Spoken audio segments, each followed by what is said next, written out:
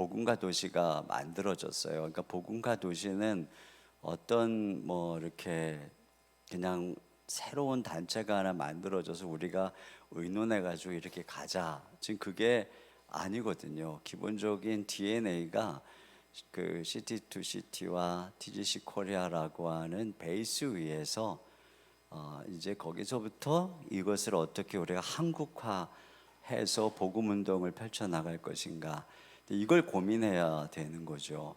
그래서 저희들이 본격적으로 그런 고민을 그동안 한 번도 해본 적이 없기 때문에 이번에 이제 사실은 시간이 너무 짧고 잠깐 하지만 그래도 이것이 진지하게 이제 우리의 대화를 시작해 나가는 그런 시작점이 됐으면 좋겠다. 이제 그런 측면에서 좀 말씀을 드리려고 합니다. 그래서 저희가 보시는 것처럼 이렇게 지금 진행이 되는 것이고요. 왜 복음과 도시인가에 대해서 이 그림을 잠깐 가지고 좀 말씀을 드릴까 해요.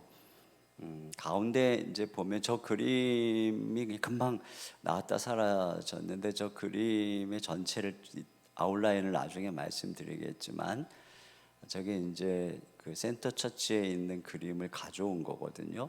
저것이 우리가 앞으로 가야 되는 방향에 이렇게 적용하기에, 우리가 따라하기에 참 좋은 그림이라고 생각이 됐어요. 근데 저 그림의 가운데 있는 것이 상황화된 신학적 비전이라고 하는 단어인데, 이 의미를 조금 이해할 필요가 있어요. 우리가 보통 어떤 그 교리적인 기초를 가지고 어떤 사역을 하죠. 그래서 이와 같이 어떤 사역을 해나갑니다. 그런데 대부분 교회들이, 또 어떤 단체들이 어떤 나름대로의 교리적인 신조를 가지고 또 무엇인가를 해요.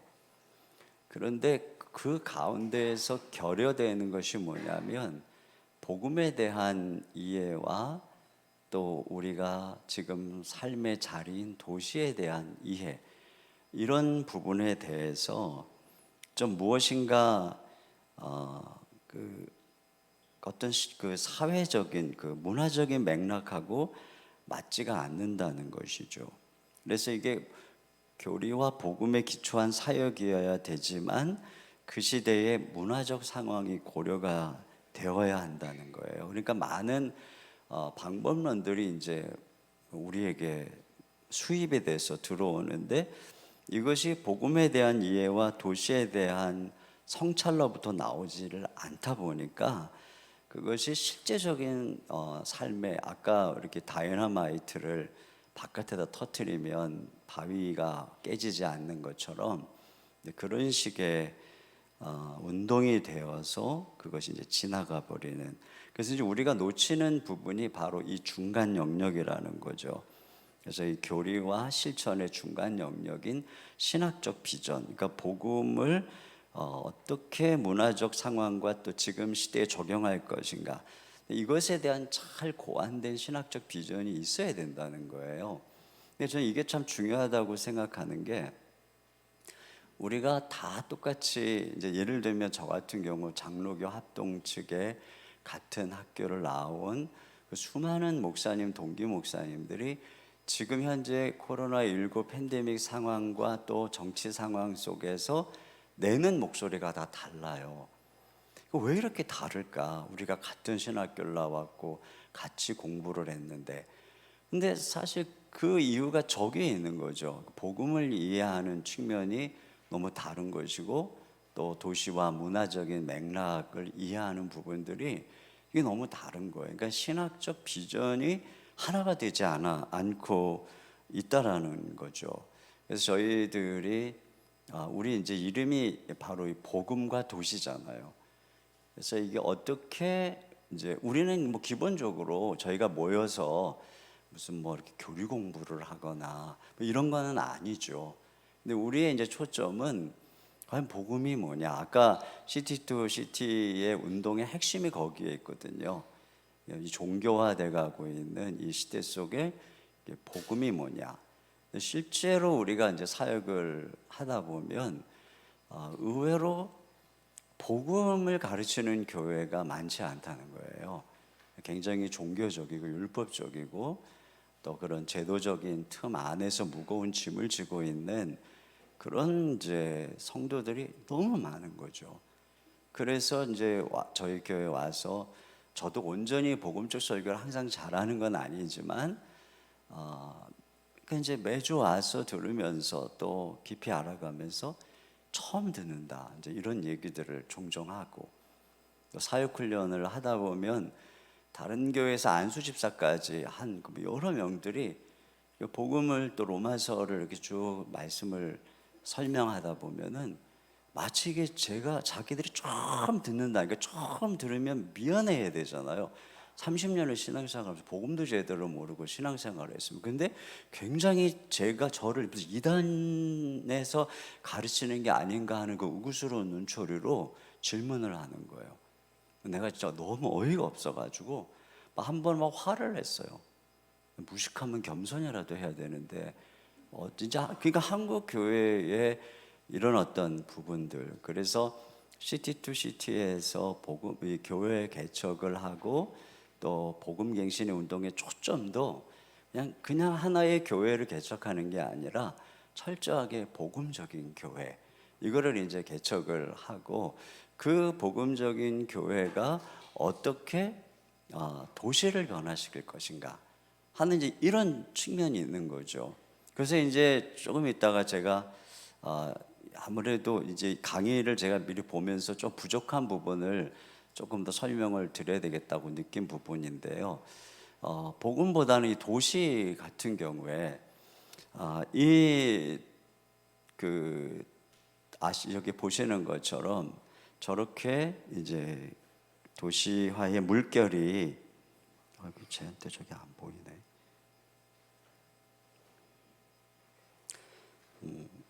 보시는 것처럼 이렇게 이제 첫 번째 물결을 잠깐만 그냥 보시면 좋겠어요. 지금 이런 식으로 지금 현재는 이제 메가시티의 물결, 그러니까 1,000만 인구 이상의 도시들이 이제 등장하고 있다는 거죠. 그리고 1900년대에 14%가 도시에 거주를 했다면 1950년대에는 30%, 현재는 55%, 그리고 이제 2050년대 68.7%가 또 잘 개발된 지역에서는 무려 86.2%가 도시에 이제 살고 있고, 지구 면적 대비 80.6%가 도시인데 거주 인구는 전 세계 51%가 이렇게 이제 거주를 하고 있고, 또 그런 도시 내에 이제 상위 10개 도시의 6.5%가 거주하는데 세계 생산량의 43%. 그러니까 점점 기회가 도시에 있다는 거죠. 그래서 사람들이 이제 점점 도시로 점차적으로 가속화되는. 그러니까 우리가 왜 도시에 관심을 가져야 되는가에 대해서 간단히 말씀드리면, 하나님이 지금 사람을 도시로 모으고 계시다. 우리 이렇게 이제 보는 거죠. 그 리고렌이 영적 파도 타기 했잖아요. 그래서 우리가 해야 되는 일은 파도를 만드는 게 아니라 하나님이 일으키시는 파도를 타야 된다. 근데 이제 그런 측면에서 쭉 역사적으로 보면 이제는 전 세계가 도시화돼 가고 있는, 그런데 도시 성장 속도보다 교회 성장 속도가 굉장히 낮다는 것이죠. 그러다 보니 미전도 종족이 도시 빌딩 숲속에 있다 이렇게 이야기를 하고 있고, 그리고 더 나아가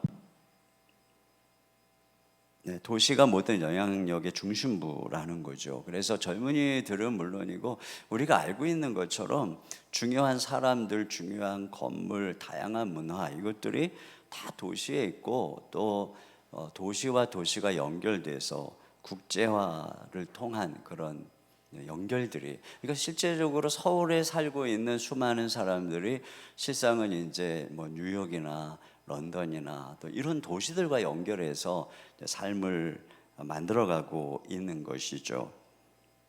그래서 이 도시가 문화의 중심부라는 것입니다. 뭐 출판, 비디오, 학문, 예술 이런 것들이 도시를 중심으로 이루어지고 있고, 또 그러기 때문에 이제 교회가 도시하고 소통을 하지 못하면 오늘 이 세대 속에 깊이 들어갈 수 없는 이런 이제 상황이라는 거죠. 이런 그 도시에 대해서 근데 문제는 이제 우리가 너무나 이제 이해가 이제 적다는 거예요. 도시에 대한 이해가. 그래서 도시를, 그러니까 선교를 하러 가는 입장에서도, 중국 선교를 하러 가는 입장에서 중국 자체가 이미 뉴욕이나 런던이나 별다름이 없는 문화라는 거죠. 그러나 정작 그 선교를 가는 선교사가 중국을 알아야 되지만 그 이전에 도시를 모르는, 그러니까 중소도시에서 경건하게 살다가 선교를 하러 간 현장에 이 도시를 잘 모르는, 그래서 세계 오지를 전도할 수 있는 가장 좋은 방법이 있다면 바로 당신이 살고 있는 도시를 선교하는 것이다. 이런 이야기를 이제 하는 것이죠. 또 도시에 대해서 도시가 이제 악하다, 이런 우리가 전통적 생각들을 좀 많이 가지고 있잖아요. 근데 도시 선교사 빌 크리스가 시골은 사람보다 식물이 더 많은 곳입니다. 도시는 식물보다 사람이 더 많은 곳이지요. 하나님은 식물보다 사람을 훨씬 더 많이 사랑하십니다. 그러므로 하나님은 시골보다 도시를 더 많이 사랑하십니다. 이렇게 이제 이야기를 하고 있습니다. 그런 면에서 성경은 물론 도시의 죄성을 분명히 얘기를 하고 있습니다. 이러한 도시적인, 그러나 동시에 성경은 도시의 구속에 대해서 이야기하고 있습니다. 그래서 장차 회복될 하나님의 나라를 새 예루살렘, 도시로, 하늘에 있는 도성으로 이야기를 하고 있고, 또 우리가 알고 있는 것처럼 바울이 도시를 도시 중심의 선교 전략을 가지고 선교를 펼쳐나갔다라고 하는 것을 우리가 알 수가 있는 것이죠. 근데 그런 측면에서 이제 저희들이 복음을 가지고 어떻게 도시를 변화시킬 것인가, 도시의 부흥을 이룰 것인가, 이것이 이제 저희들이 가지고 있는 하나의 신학적 비전의 기본 베이직이라고 할 수가 있겠죠. 이건 이제 제가 만든 게 아니고 우리가 지금 바탕을 두고 있는 시티2시티와 TGC의 속에서 자연스럽게 흘러나오고 있는 그러한 생각이라고 할 수가 있을 것 같아요. 그러면 어떻게 이런 생각 속에서 우리가 이 비전들이 이루어나갈 것인가 했을 때 두 번째 원이 바로 교회 개척과 복음적 부흥 또는 복음적 갱신이라고 할 수 있을 것 같아요. 그래서 교회 끊임없이 복음적인 교회를 개척하고 동시에 기존 교회는 끊임없이 복음적으로 부흥하고 갱신하는 이 두 가지 사역을 통해서 이 일들이 일어나는 거죠. 그래서 이제 우리는 모두가 이 모임에서 기본적으로 함께 모여서 항상 복음적 갱신을, 우리는 기존 교회를 이미 하고 있으니까 우리 교회가 어떻게 복음적 교회가 될 것인가, 이걸 우리들이 늘 모여서 고민하고 또 같이 이제 주제를 나누는 것이고, 그러면서 동시에 우리가 해야 되는 일이 바로 이제 교회의 개척이라는 거예요. 그래서 아까 우리 목사님 이제 시간이 짧아서 이 부분을 이제 많이 이야기를 못해서 조금만 더 말씀을 잠깐 드리면, 이 교회를 왜 개척해야 되는가에 대해서 이 복음적 교회 개척의 개척교회의 전도적 영향력의 우위에 대해서, 이건 이제 교회를 개척한 교회가 그 도시의 새로운 세대와 거주자에게 가장 잘 접근한다는 거죠. 이제 이미 세워진 교회는 아까 말씀드린 것처럼 개토화돼서 도시 안에 어느덧 수도원이 되는 거예요. 그리고 자기 교회 안에 들어와 있는 성도들에게 대한 관심을 갖다 보니까 이제는 주변에 누가 처음에 개척했을 때는 다 조사하거든요. 인구 비율이 어떻게 되고 어떤 성향의 사람들이 살고 끊임없이. 그러나 우리가 교회를 10년, 20년 하다 보면 수없이 주변이 바뀌는데, 이런 부분에 대해서 개척한 교회는 굉장히 접근을 잘하지만 그렇지 않은 교회들은 이제 이 자기 자체 교회를 운영하느라고 여기에 대한 에너지가 적다는 거죠. 그리고 또 개척교회가 비신자에게 가장 접근을 많이 한다는 겁니다. 그래서 일반 통계적으로 개척교회는 구성원이 비신자가 60에서 80%지만 15년 된 이상 된 교회는 수평 이동이 80에서 90%가 일어나고 있다, 이렇게 보는 거죠. 그래서 팀켈러 목사님도 그랬고 또 피터 와그너도 그러고 헤알의 가장 효과적인 전도 방법은 교회 개척이다 이렇게 이야기를 하는 것입니다. 그런 면에서 예를 들면 이제 미국 교회 같은 경우에 하나의 그 편인데요. 1820년도에는 875명당 교회가 하나가 있었다 그래요. 그런데 이제 청교도들이 350명 증가할 때마다 교회를 하나씩 개척을 해서 1906년에는 435명당 교회가 하나가 있었다는 거죠. 그러니까 교회가 계속 개척이 된 거예요. 그리고 교회 연령이 25년 이하가 전체 3분의 1이었다는 겁니다. 그런데 1906년을 넘어가면서부터 이제 이 감소하기 시작한 것입니다. 그러니까 이제 이게 부흥계 우리나라 되게 비슷한 것 같아요.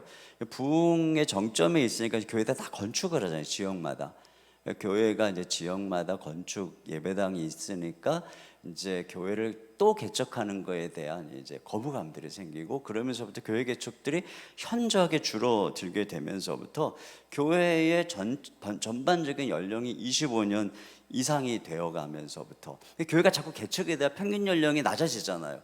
근데 개척은 안 되고 기존 교회는 오래되니까 그러면서 이제 이렇게 인구가 감소되는 그러니까 이런 여러 가지를 봤을 때 기존 교회는 기존 교회대로 끊임없이 복음적으로 갱신이 되어야 되지만 끊임없이 마치 그 우리나라의 대기업들은 대기업대로 잘 세워져야 되지만 신생 벤처기업들이 끊임없이 생겨나야 한국교회 경제가 미래가 있는 것처럼 똑같다는 거거든요. 근데 그런 이제 측면에서 이제 우리가 어떻게 도시를 변화시킬 것인가에 대한 중요한 이제 그 비전 전략 중에 하나가 기존 교회는 갱신하고 끊임없이 우리가 교회를 개척해 나가는 이 사역을 해야만 도시 안으로 들어가서 도시 전체를 변화시키는 이 비전들을 이룰 수 있다라고 하는 거죠. 그래서 바로 이와 같이 저희들이 이제 교회 개척 운동과 복음적 갱신 운동 그리고 이제 우리가 지금 하고 있는 복음적 연합 운동을 통해서 결국에는 이제 이와 같이 복음적 생태계 회복 운동으로 이제 걸어가고자 하는 부분입니다. 그래서 이와 같이 제일 마지막 원은 우리가 그러면 함께 그 연합해서 갱신된 교회들이 그리고 개척된 교회들이 도시를 생태계를 도시를 도시의 부흥을 위해서 무엇을 우리가 해야 되는가? 그런 측면에서 저희들이 나가야 될 길들이 있다고 생각해요. 예를 들면 기도 운동 같은 경우죠. 건강한 교회들이 함께 도시의 부흥을 위해서 조나단 에드워즈 같은 경우에 그 기도 합주의 운동을 특별히 그 스코틀랜드에 있는 그 목사님들과 꾸준히 서신을 주고받으면서 7년 넘도록 그런 그 기도 이제 운동을 해 나갈 때 그것이 엄청난 영향을 미쳤다 이런 이제 이야기를 하잖아요. 그래서 우리가 그렇게 이제 하나님의 나라를 위해서 기도 운동을 함께 펼쳐 나가는 일들을 저희들 할 수 있다고 생각을 하거든요. 같이 교회들이 지역 하나의 어떤 도시들을 중심으로 저희들이 할 수가 있는 것이고 전도적 사역도 마찬가지라고 생각해요. 그래서 그 한 도시에 있는 캠퍼스의 어떤 젊은이들을 연합으로 함께 집회를 한다거나 청소년 집회를 한다거나 아니면 아까 이제 말씀드렸던 것처럼 그 이재현 목사님 말씀하신 것처럼 그 도시에 있는 이주민들을 위한 어떤 전도, 선교 이런 전략들을 같이 이제 해나가는 사역들을 우리가 해나갈 수 있고 또 정의와 자비 사역이죠. 그래서 특히 코로나19로 인해서 저희들이 그 공공성의 부름, 교회 역할 근데 이게 한 교회만 잘해가지고는 안 된다는 것을 저희들이 뼈저리게 깨닫는 거거든요. 그렇기 때문에 이제 저희들이 크고 작은 교회들이 한 도시 안에서 연합해서 이 정의와 자비 사역을, 그 궁율 사역을 함께 해나가는 거예요. 그래서 단순한 구제 차원의 사역을 더 뛰어넘어서 이제는 더 나아가서 사회를 개혁하고 또 변화시키는 그런 전체적인 그런 어떤 그 제도들을 바꾸는 이런 데까지 이제 나갈 수 있고 또 신앙과 직업의 통합, 일과 영성이죠. 지금 제가 말씀드린 이런 부분들이 이제 앞으로 복음과 도시가 연합해서 이제 중요한 이슈들을 갖고, 이 일과 영성 부분도 복음과 도시가 앞으로 해나갈 되게 중요한 사역 중에 하나라고 생각을 하고, 또 도시의 가정생활 지원, 그래서 도시의 가정이 살아야 이 건강해지는 거거든요. 그럼 어떻게 지금 심각한 깨어져가는 가정 문제, 또 뭐 낙태 문제, 또 어떤 자녀 교육 문제, 여러 가지 그 세대별의 이런 문제들, 이것을 우리가 어떻게 도울 수 있을까? 이것에 대한 해답을 우리는 교회가 가지고 있다면 연합을 해서 이런 일들을 같이 해나갈 수 있다고 보고, 또 신앙 목회 훈련, 지금 이제 저희들이 할 수 있는 아주 좋은 과정이라고 생각을 해요. 그래서 그 도시에 있는 이제 목사님들을 같이 모아서 저희들이 이런 세미나들을 개최하고 그들에게 이런 복음적인 또 건강한 신학 목회 훈련을 할 수가 있죠. 그리고 또 지도자들의 연합, 그리스도인들 어떤 뭐 평신도 지도자들은 물론이고 이런 지도자들의 연합, 이런 운동들을 저희들이 같이 해나갈 수 있지 않겠나. 그러니까 이제 이런 것들 함께 그려보자는 거거든요. 저희들이 앞으로 우리가 하면서 나갈 수 있는. 그래서 궁극적으로 이제 생태계를 구축을 하는 것이에요. 이런 바벨탑 같은 경우에 사실 그냥 내비두면 하나님도 금지할 수 없는 경이요. 그만큼 하나가 돼서 하나의 분명한 목표를 가지고 그 당시에 어떤 뭐 역청이나 벽돌을 가지고 새로운 아이템을 가지고 흩어지지 않는 그런 거대한 어떤 그 나라를 만들 수 있는, 이게 엄청난 그 경영이죠. 근데 사실 저는 이런 것들이 지금 구글이나 삼성이나 저는 애플 같은 세계적 기업들이 하고 있는 경영이라고 생각을 해요. 왜 하나님이 금지시켰는가 이렇게 보면 거기에 무슨 뭐 비윤리적인 문제가 있다거나 독재적인 문제가 있다 이런 거 언급 없거든요. 근데 사실 그 목적을 뭐 이유를 찾으라고 하면 결국 생태계의 문제, 생육이 흩어져서 온 땅을 정복하고 또 다스리고 하는 이런 그 문제에 있어서의 그 결여라고 생각을 합니다. 그런 측면에서 지금 우리가 아는 것처럼 뭐 EU 같은 경우에 이 다국적 기업들을 엄청나게 규제하잖아요. 그 많은 어떤 사회적 책임들을 부여하고, 그래서 굉장히 그 규제하는 거죠. 그렇게 함으로써 이제 작은 기업들을 보호해주는 이런 측면들이 있고, 자연계의 먹이사슬도 그렇잖아요.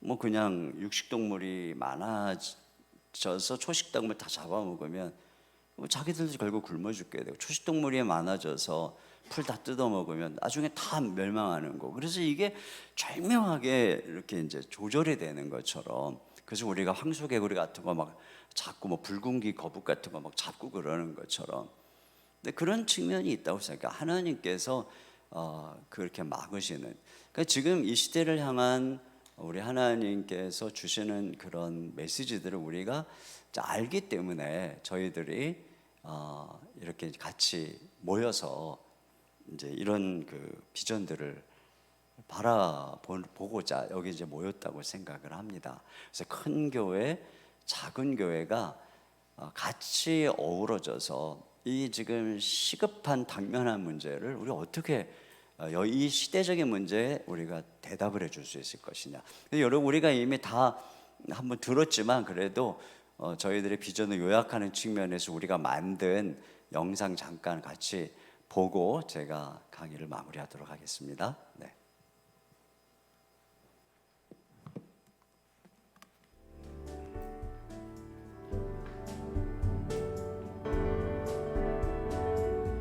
우리는 도시를 죄악과 세속화로 물든 악한 곳이라고만 생각하기 쉽습니다. 하지만 주님께서는 우리를 약한 세상으로 파송하셨습니다. 그래서 바울은 도시를 중심으로 선교했습니다. 사단법인 복음과 도시는 이 도시 안에 건강한 복음적 교회를 개척하는 일을 지원합니다.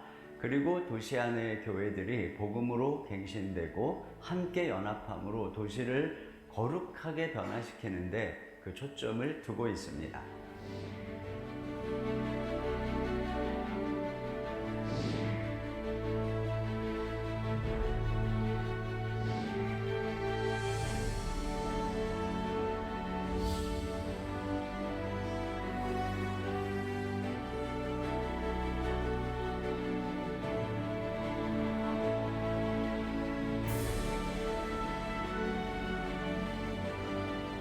전에는 개척은 회피해야 된다고 생각을 하고 두려워만 했었는데 복음과 도시를 통해서 재충전이 되고 세미나를 들으면서 나를 변화시킨 복음이 성도를 변화시키고 지역을 변화시킬 수 있다라고 하는, 그래서 하나님이 어떻게 이걸 통해서 하나님의 일을 펼쳐가실 것인가, 거기에 대한 기대감이 넘치기 시작했고 많은 복음의 동역자들이 있구나, 그런 큰 울타리가 지원되고 있다는 것 때문에 소진되지 않고 계속해서 이 개척의 길, 복음적 사역, 그것을 할 수 있다고 그렇게 생각을 하고 있습니다.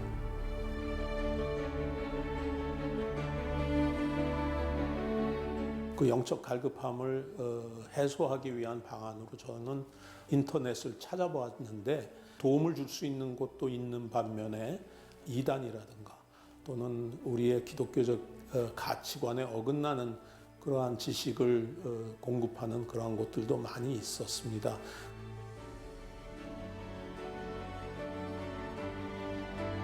안심하고 제가 목사님들의 설교들을 들을 수가 있었고 하루하루 이것들을 방문해서 찾아보았을 때 그 분야별로 그 영적인 근육을 키우는 것과 같은 그 느낌을 많이 받았습니다.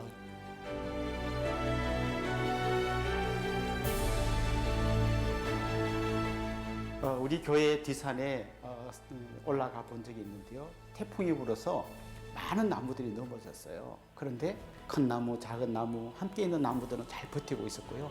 혼자 삐죽 큰 나무들은 다 넘어졌더라고요. 그래서 저는 한 교회가 큰 나무가 되기보다는 우리 모두가 건강한 숲을 이루는 것이 하나님 나라의 원리 맞다고 생각합니다. 숲을 이루면 나무들이 물을 머금어 시냇물이 흐르게 되고 땅을 비옥하게 만들어서 새로운 나무나 식물, 꽃들이 자라게 되죠. 새들이 깃들고 동물들이 살아갑니다. 그러한 숲들은 사람들에게 얼마나 큰 유익을 주나요? 이처럼 교회는 경쟁이 아니라 연합을 통해 숲을 이룸으로 세상에 축복이 될 수 있습니다.